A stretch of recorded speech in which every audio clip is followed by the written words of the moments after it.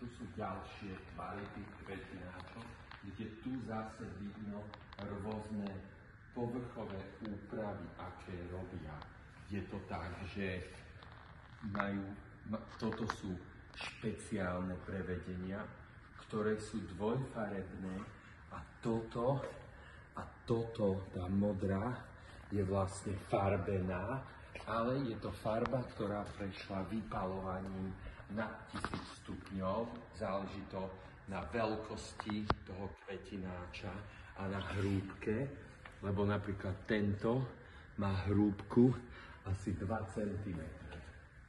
Ale tento už má hrúbku asi 4 cm a tie veľké kvetináče majú hrúbku až 5-6 cm.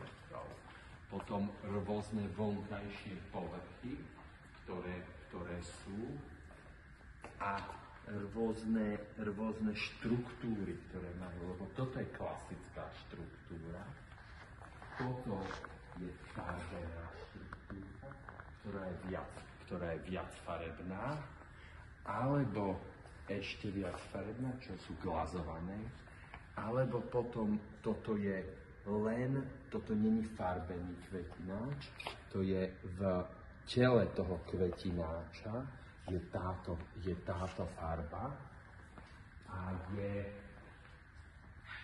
je to len vlastne špachtlované. Môžu byť aj takéto rôzne stolíky alebo sedačky, ktoré sú ťažké. To je celo vlastne šamotová vec, ktorú určite, keď je to vonku, vietor nestrhne.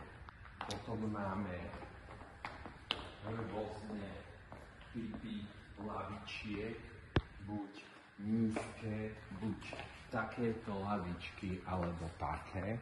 A potom máme oddelenie kvetináčov, ktoré sú skôr do interiéru a majú takisto rôzne povrchy, ale toto sú malé kvetináče, ktoré sú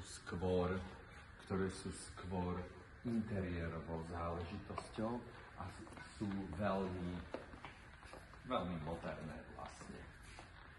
A samozrejme vždy sa dá určiť, či ten kvetináč má dole dieru alebo nemá dole dieru, lebo kvetináč, ktorý je v exteriéri, z neho musí vytekať voda, keď tam naprší, ale kvetináč, ktorý ide do interiéru, tam to je kontrolované a z toho kvetináča nič nemá vytiecť